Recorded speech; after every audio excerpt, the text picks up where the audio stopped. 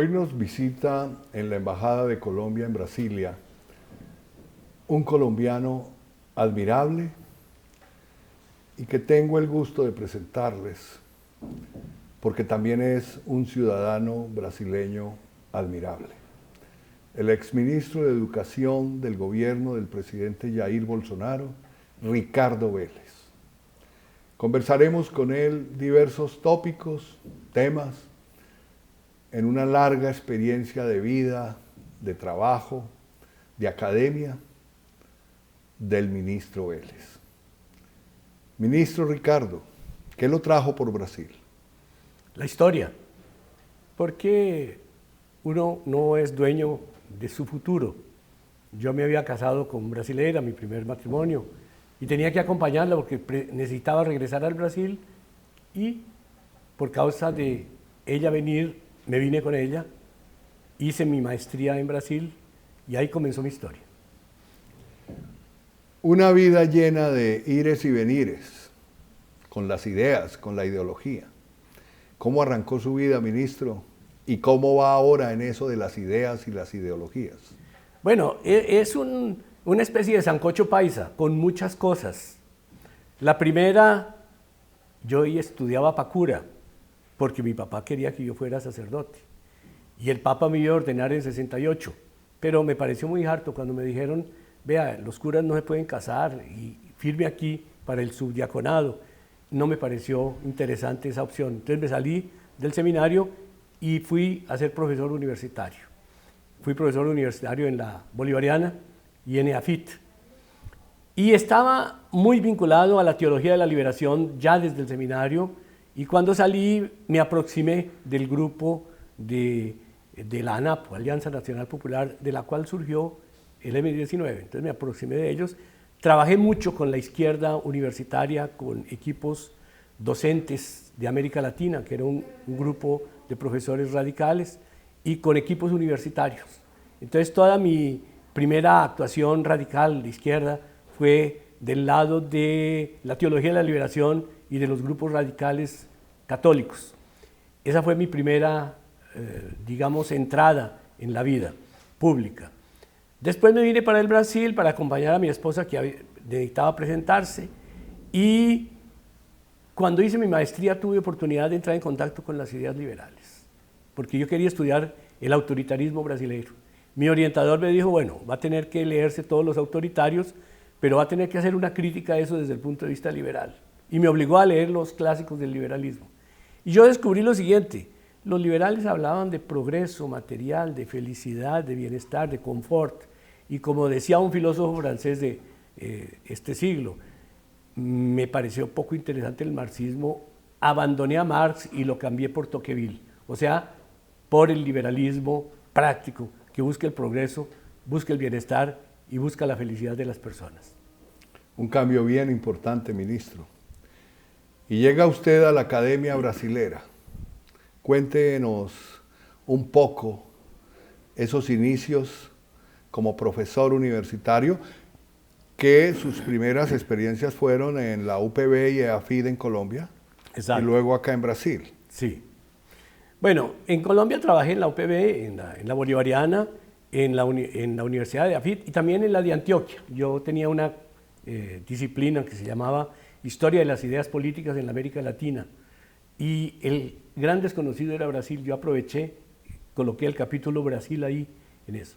Pero debido a la radicalización política en Colombia, todo el mundo sabe la dificultad en la vida universitaria. En el año 78, en la de Antioquia, fueron asesinados 18 profesores de varias tendencias ideológicas, izquierda, derecha, centro. Amigos míos murieron. Bueno, yo pensé, la ametralladora está suelta, yo me voy a hacer mi doctorado mientras esto se pacifica. Y entonces me vine a hacer el doctorado en Brasil, llegué en 79, hice mi doctorado en Brasil, pero la cosa empeoró. En Colombia no mejoraba la situación, me fui quedando y me quedé. Usted vino a Brasil y después de digamos, un desempeño, una hoja de vida fascinante, y ahora más tarde quiero que haga más detalle en eso, llegó al Ministerio de Educación, pero no llegó cayendo de cualquier parte. Llegó porque tenía unas ideas claras para cambiar y mejorar la educación en Brasil. ¿Por qué no nos cuenta esas primeras ideas y seguimos ahondando en este diálogo amable con usted? Claro. Bueno, ¿por qué el presidente elegido del Brasil, Jair Messias Bolsonaro, me invitó a participar del ministerio? Yo creo que por dos razones. La primera, porque yo siempre quise combatir la izquierda radical en la universidad, que se enquistó en la universidad y que no la dejó progresar. La Universidad Brasileira tuvo un proceso de atraso mental y de atraso de investigación debido al dogmatismo que la extrema izquierda implantó en la universidad. Entonces él me preguntó, ¿usted estaría dispuesto a desalojar los extremo izquierdistas del ministerio? Le dije, presidente, lo que yo hago es eso en los últimos 30 años. Ahora, si usted me da la caneta, el esferógrafo para nombrar, el trabajo se va a tornar más fácil. Entonces, en parte por eso. En parte porque yo, desde el año 97, he sido profesor de la Escuela de Estado Mayor del Ejército. Hoy en día soy profesor emérito de la Escuela de Estado Mayor del Ejército. Entonces, yo quería traer esa experiencia que tenía de gestión técnica, de gestión racional de la enseñanza superior al ambiente universitario. Entonces, por ese otro motivo, también creo que fui nombrado por el presidente Bolsonaro. Es un reto enorme, porque en Brasil las instituciones son muy grandes, muy pesadas. El presupuesto del Ministerio de Educación es el presupuesto de un pequeño país. Hoy en día oscila más o menos en 120 billones de reales, 120 mil millones de reales, es mucha plata. Entonces, esa concentración de dinero genera mucha concentración de poder, mucha concentración de ambiciones y se torna muy complicado administrar. Lo ideal sería que no fueran entes tan pesados, tan fuertes, tan estatizantes. Entonces usted llega algo así como a desideologizar la educación en Brasil, a tratar de combatir, llamémoslo así, los extremismos. Y en este caso, los que habían tomado con fuerza la educación principalmente superior, pero bueno, todos los niveles. ¿Cómo le fue? Bueno, saneé el ministerio. En los 100 días, ¿no?, en que yo estuve como ministro, logré organizar las secretarías del ministerio, ¿no? Mis secretarías, solo invité personas con la máxima habilitación, con doctorado en su respectiva área. Solamente de las 10 secretarías y de las 4 autarquías que integran la arquitectura burocrática del ministerio, solamente 2 secretarías no tenían doctores al frente. Uno era máster y el otro especializado, pero no tenían todavía su doctorado. Entonces yo di una base técnica y de conocimiento básica. Y la primera medida que tomé fue desalojar del ministerio los radicales de izquierda que utilizaban la estructura del ministerio para hacer predicación ideológica, sin que eso se convirtiera en una cacería de las brujas, porque yo traté de organizar manteniendo los cuadros técnicos que quisieron trabajar conmigo. Entonces en el ministerio hubo un proceso de pacificación, y un proceso de montaje de una estructura racional de gestión que le permitió a mi seguidor en el ministerio ya encontrar una estructura burocrática organizada. Ministro, pero no puedo evitar preguntarle. Ya nos contó por qué entró al ministerio. Nos contó algo de lo que hizo. Ahora cuéntenos por qué dejó el ministerio. Bueno, cuando vi que el trabajo de gestión pública se dificultaba por fuerza de que había la presencia de elementos militantes de la derecha, llamé a estos elementos y les dije, vea, la gestión racional implica en que usted tome decisiones a partir de la razón y no a partir de la emoción. Entonces vamos a organizar el ministerio de forma a que todo el mundo preste el servicio que tiene que prestarle a la sociedad brasileña. Hubo gente que no se sintió bien con eso porque querían continuar haciendo militancia de derecha. Y los organicé, dije, no, ustedes van a tener que cumplir un tipo de, diríamos, de hoja de trabajo que los ponga a trabajar a servicio del país. No se trata de haber desalojado a la extrema izquierda, se trata de haber hoy en día de prestar un servicio a la sociedad brasileña, un servicio que la sociedad brasileña necesita. Entonces hubo gente que quedó descontenta con eso, gente que era de grupos militantes de derecha y gente que no quiso continuar. Yo creo que el gobierno del presidente Bolsonaro le dio voz a los conservadores en Brasil, pero la opción conservadora no quiere decir una opción de militancia extrema de derecha que no hace las cosas, sino que administra en beneficio de la sociedad.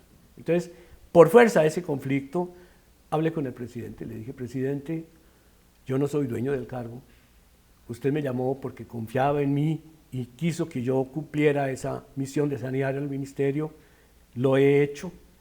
Si usted considera que es mejor la presencia de otro ministro para que continúe ese trabajo, puede dispensarme que el cargo no es mío, el cargo es suyo.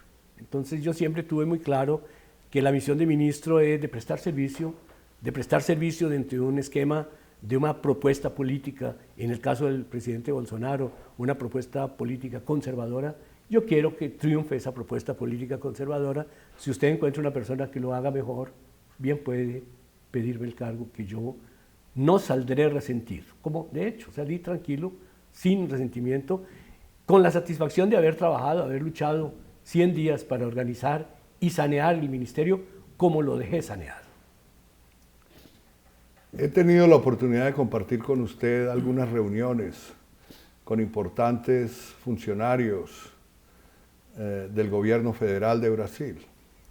Le tienen un aprecio especial. Para pasar a otro tema, solamente quiero hacer un comentario que me hacía una persona importante de este país en alguna reunión. Brasil no sabe el hombre que perdió para la educación, para cambiar la educación. Añoramos mucho a Ricardo Vélez. Pasemos al tema de hablar de educación propiamente. Usted encontró una educación en Brasil. ¿Qué educación encontró frente al mundo que vivimos? Bueno, embajador, el gran problema del Brasil, específicamente, si bien que es un problema mundial, es el problema de que las estructuras van más lentas que la solución de los problemas. Entonces las estructuras burocráticas brasileñas crecieron mucho. El Ministerio de Educación es muy grande, tiene 240.000 funcionarios en el país, un presupuesto enorme.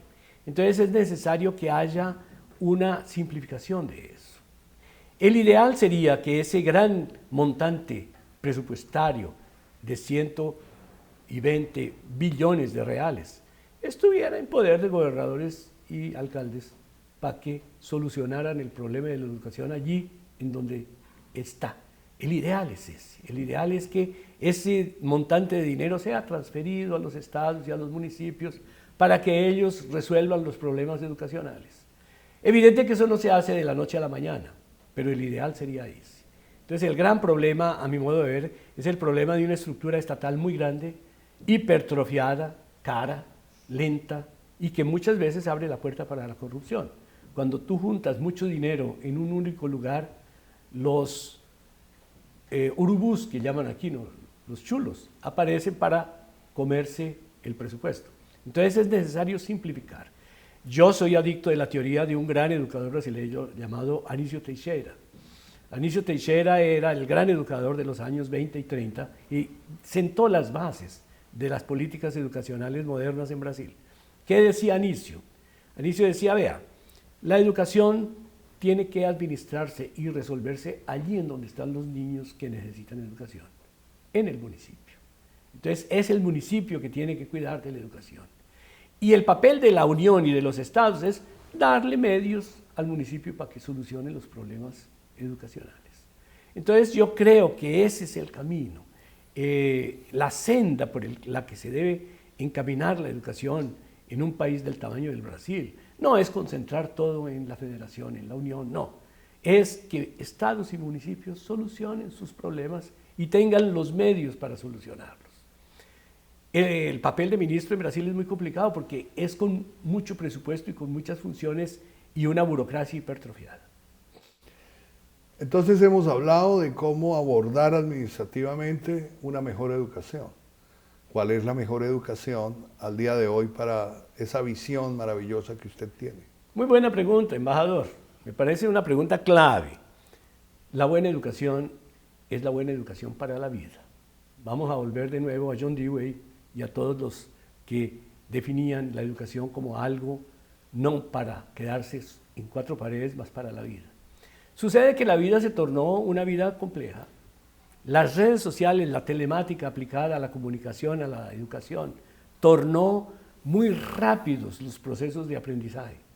Entonces se trata de que el Estado proponga políticas públicas para ser desarrolladas en los municipios, o mejor, que cada municipio destaque cuáles son sus problemas educativos fundamentales para darle solución ahí, con el apoyo del Estado central y de los estados y de los gobiernos regionales. Pero lo fundamental es eso. Entonces, el complejo de la educación hoy en día es que la persona tiene que formarse para la vida, y esa formación para la vida requiere de varias, diríamos, habilidades consecutivas. Antes la gente decía, yo quiero ser abogado, y moría abogado. Hoy en día no. Hoy en día la persona tiene que transitar por varias habilidades. ¿En dónde va a aprender esas habilidades? En la vida. En la vida. Y en la escuela para la vida. Entonces la escuela tiene que traducir esa dinámica de la vida contemporánea que se genera en la vida, en la persona tratando de sobrevivir para resolver problemas con varias habilidades cognitivas que le permitan hacerle frente a los desafíos de la vida contemporánea. Brasil tiene unas coberturas de educación importantes, pero al igual que nuestro país, Colombia, falta. Tiene también un problema de deserción, tanto escolar como de las instituciones de educación superior. ¿Qué elementos le, entregaría usted a la educación para seducir esta juventud de estos tiempos?